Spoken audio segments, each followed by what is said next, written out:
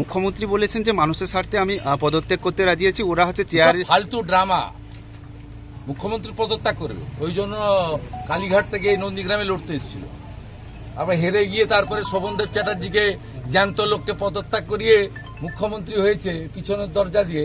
এই মুখ্যমন্ত্রী পদত্যাগ করবে বলছে, ওরা বিচার চায় না, ওরা ছায়াকে বিশ্বাস করে না। এই মুখ্যমন্ত্রী পদত্যাগ করবে। নিজে যখন মিটিং করে লাইভ স্ট্রিম করে ইমেজ বিল্ড আপের জন্য, আর ডাক্তার জুনিয়র ডাক্তারদের সঙ্গে লাইভ স্ট্রিম করে মিটিং করতে আপত্তিটা কোথায় ওনার? মুখোশটা খুলে যাবে না? ডাক্তার এসপি দাসকে দিয়ে যা করেছেন, স্বাস্থ্য দপ্তরে চুরি চামারি সব বেরিয়ে যাবে। কোভিডের টাকা মেরেছেন লোক জানে না?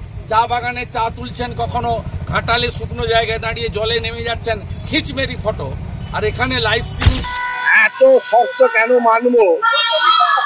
এবং তার আগে উনি যা যা ঘটিয়েছেন তাতে আমার মনে হচ্ছে না কোনো সদিচ্ছা আছে। তবে একটা কথা আপনাদের বলি, সেটা হচ্ছে যে এই দাবিগুলো আর জুনিয়র ডাক্তারদের নেই। জুনিয়র ডাক্তারদের হাতেও এই আন্দোলনটা আর নেই। জুনিয়র ডাক্তাররা এখন প্রবল জঙ্গিদের ওই চোখটা হয়ে গেছে, ভাইটা। আর তার পাশ ঘিরে যত বড় লেজের ছাপটা চলছে, সেটা বোধহয় উনি বুঝতে পারছেন না। ওটা যখন মাটিতে এসে পড়বে ঝড়টা ফাইনালি, তখন উনি বুঝবেন। আরজিকর কাণ্ডের পর নিরাপত্তার কথা মাথায় রেখে এবার বিশেষ পদক্ষেপ নেওয়া হচ্ছে বারুইপুর মহকুমা হাসপাতালে। হাসপাতাল চত্বরে হতে চলেছে পুলিশ কিয়স্ক, বসছে সিসিটিভি ক্যামেরা। বৃহস্পতিবার এ বিষয়ে বারুইপুর মহকুমা হাসপাতালে সুপারের ঘরে অনুষ্ঠিত একটি উচ্চ পর্যায়ের প্রশাসনিক বৈঠকে উপস্থিত ছিলেন বারুইপুর পশ্চিমের বিধায়ক তথা বিধানসভার অধ্যক্ষ বিমান বন্দ্যোপাধ্যায়, বিধায়ক বিভাস সর্দার, মহকুমা শাসক চিত্রদীপ সেন, পৌরপ্রধান শক্তি রায়চৌধুরী, আইসি সৌম্যজিৎ রায়, হাসপাতাল সুপার ধীরাজ রায় সহ অন্যান্য বিশিষ্ট ব্যক্তিবর্গ। বিশেষ এই বৈঠকে হাসপাতালের নিরাপত্তা, সিসিটিভি ক্যামেরা, পুলিশ কিয়স্ক, অগ্নি নির্বাপন ব্যবস্থা সহ হাসপাতালের পরিচ্ছন্নতা নিয়েও আলোচনা হয়।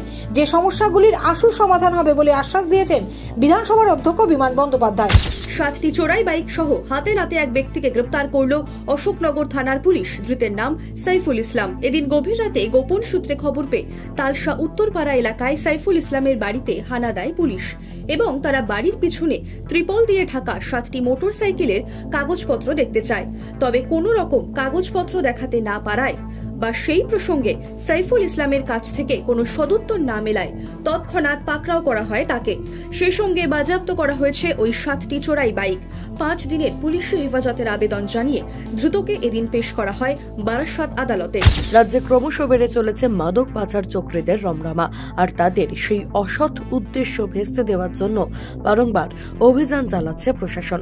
যেমনটা ঘটল মুর্শিদাবাদে রানীতলা থানার নাজির চক এলাকায় যৌথভাবে অভিযান চালিয়ে 20 লক্ষ টাকারও বেশি মূল্যের মাদক সহ এক যুবককে গ্রেপ্তার করতে সক্ষম হল পুলিশ ও বিএসএফ। উল্লেখ্য, গোপন সূত্রে খবর পেয়ে ফারুক আব্দুল্লাহ নামে এক যুবকের বাড়িতে তল্লাশি চালিয়ে সেখান থেকে উদ্ধার হয় নিষিদ্ধ মাদক।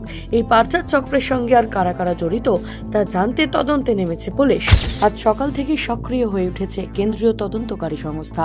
রেশন বন্টন দুর্নীতি মামলার তদন্ত এগিয়ে নিয়ে যেতে এদিন সকালবেলা বারাসাত মেডিকেল কলেজের পাশে সরকারি আবাসনে অভিযানে নামল এনফোর্সমেন্ট ডিরেক্টরেটের আধিকারিকেরা। সূত্রের খবর, সরকারি আবাসনের C8/7 ব্লকে খাদ্য দপ্তরের কর্মরত রুদ্রনীল পালকির বাড়িতে তল্লাশি অভিযান শুরু করেছে কেন্দ্রীয় তদন্তকারী সংস্থা।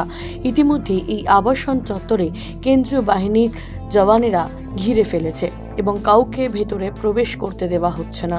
ফের একবার অমানবিক আচরণের অভিযোগ উঠল বারাসাত মেডিকেল কলেজ হাসপাতালের বিরুদ্ধে। পেটে ব্যথা নিয়ে পূর্ব খিলকাপুর গ্রাম পঞ্চায়েতের জয়পুর গ্রামের বাসিন্দা আমজাদ আলীকে নিয়ে আসা হয় হাসপাতালে এবং সেখানে জরুরি বিভাগে দেখানোর সময় ডাক্তারেরা রোগীর প্রতি অমানবিক আচরণ করেছে বলে অভিযোগ রোগীর পরিবারের।